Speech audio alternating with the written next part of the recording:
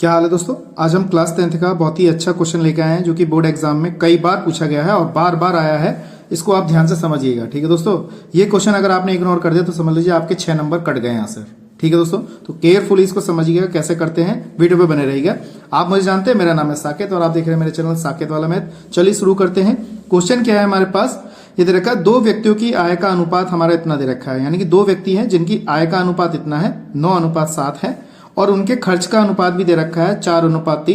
तो कह रहा है यदि प्रत्येक व्यक्ति, ये जो प्रत्येक व्यक्ति हैं जो अगर महीने में इतने रुपए बचा लेते हैं तो उनकी मासिक आय बताइए कितनी होगी। ठीक है दोस्तों, तो मासिक आय हमें बतानी है कितनी होगी, ये चीज है। तो सबसे पहले हमने क्या किया, इसमें हमने x को, जो हमारा x है और y है, उसको मानना जरूरी है। तो दोनों जो व्यक्ति जो आय का अनुपात है वो 9:7 दे रखा है, तो हम इसको कुछ मान लेते हैं। तो क्वेश्चन बहुत बार पेपर में पूछा गया है, कैसे करते हैं, वीडियो पे बने रहिएगा। चैनल पहली बार आए चैनल को सब्सक्राइब करिएगा, ठीक है दोस्तों। तो मैंने क्या किया, मान लिया, मैंने माना प्रति व्यक्ति आय जो है मैंने x रुपए मान ली और प्रति व्यक्ति जो खर्च है वो मैंने यहाँ पे मान लिया। तो कैसे, अब यहाँ पे अनुपात दे रखा है हमें, अनुपात कितना दे रखा है हमें, 9:7 दिया है ये रहा। तो ये कितना हो जाएगा हमारे पास, ये चीज समझने की है। तो देखिए दोस्तों, हमारे पास ये जो आय है, अब यहाँ पे हमारे पास क्या दे रखा है, 9:7 दे रखा है। तो ये हमारी आय, तो आय कितनी दे रखी है, 9:7 दे रखी है हमारे पास। तो हम इसको लिखेंगे 9x अनुपात कितना लिखेंगे 7x, इस तरीके से दे रखा है। तो अनुपात को मैंने इस टाइप से चेंज कर दिया। तो इस टाइप से यहाँ पे देखिए 9:x दे रखा था, तो इसे मैंने 9x और यहाँ पे 7x में लिख दिया। ऐसी जो खर्च दे रखा है वो खर्च कितना दे रखा है, 4:3 है, तो इसको ये 4y और इसको हमने जो मान लिया, ऐसे कॉमा लगा दीजिए, चलो इसको मैंने मान लिया कितना हो गया 3y। तो इतना हमारा ये जो है व्यक्ति की आय है और ये हमारा क्या है, खर्च है। तो किस आय में से खर्च हो रहा है तो चिन्ह का आएगा दोस्तों, माइनस का आएगा, ये बात ध्यान रखिएगा।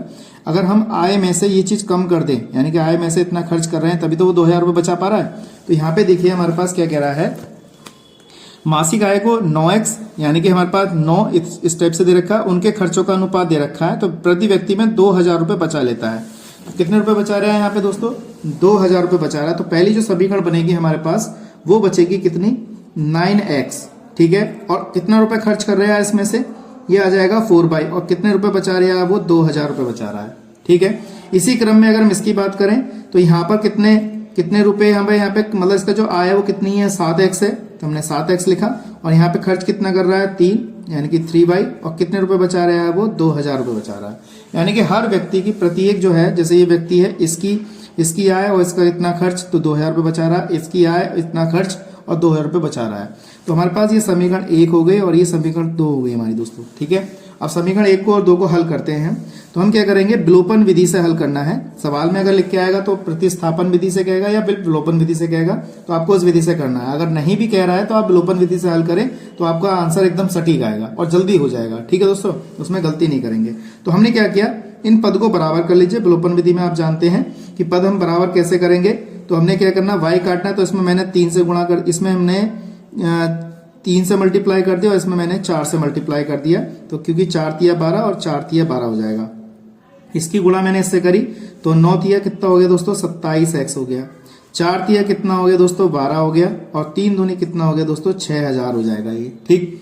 इसी प्रकार से इसकी गुणा करेंगे हम तो 7 चौक 28x हो जाएगा, माइनस के 4 तिया 12y हो जाएगा और 4 दूनी 8 हो जाएगा। इस तरीके से मैंने यहाँ पे लिखा, ठीक है। अब हमें क्या करना है, y को काटना है। तो यहाँ पे चिन्ह चेंज कर दीजिए, ये माइनस का हो जाएगा, ये वाला प्लस का हो जाएगा और ये वाला माइनस का हो जाएगा। देखिए कैंसिल हो गया। 28x में से 27x घटा दीजिए तो माइनस के x बचेंगे। माइनस के 8000 में से हमने 6000 घटाए तो माइनस के 2000 बचेंगे। इस तरीके से माइनस से माइनस क्या हुआ दोस्तों, हमारा कैंसिल हो गया, ठीक।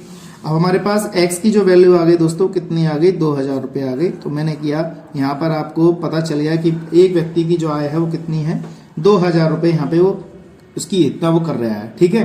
अभी हमका अनुपात दे रखा है तो अनुपात में मल्टीप्लाई करनी है तभी तो हम निकालेंगे। तो खाली हमने एक व्यक्ति की आय मानी है, कितना खर्च उसके रूप में, अनुपात वाला निकालना पड़ेगा। तो ये आ गया। उसके बाद y की वैल्यू निकाल लो। तो हमने क्या किया, समीकरण 1 में हमने समीकरण 1 ले ली और समीकरण 1 हमारे पास कौन सी है दोस्तों, 9x है, माइनस के 4y है और बराबर कितना आ गया दोस्तों, 2000। तो 9 इंटू x की वैल्यू हमने यहाँ पे लगा दी, 4y बराबर कितना, 2000, इस तरीके से लिख लिया। इसके बाद ये हो जाएगा 9 दूनी 18 हो जाएगा हमारे पास, माइनस का 4y बराबर कितना आ जाएगा दोस्तों 2000 हो जाएगा। इसको मैंने उधर भेजा, माइनस का 4y बराबर 2000 माइनस के 18000, इस तरीके से लिखा। और माइनस के 4y बराबर 2000 में से माइनस के 18 घटा दीजिए तो हमारे पास कितना बचेगा दोस्तों, यहाँ पे 2 घटाएंगे तो माइनस के 16 बचेगा।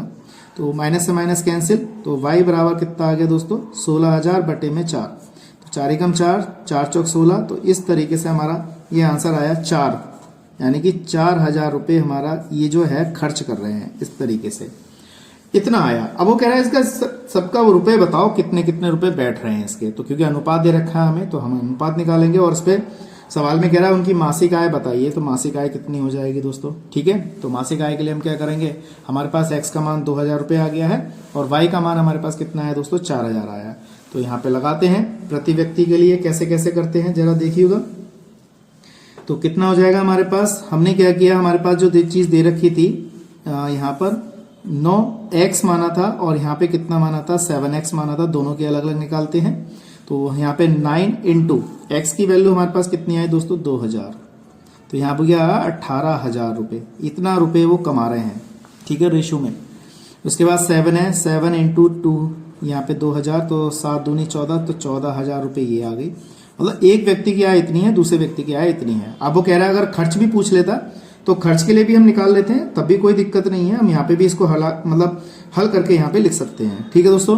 तो ये हमारे पास इतना आया। अगर आप लिखना, अगर कभी किसी क्वेश्चन में पूछ ले तो इसको भी हल कर लेंगे।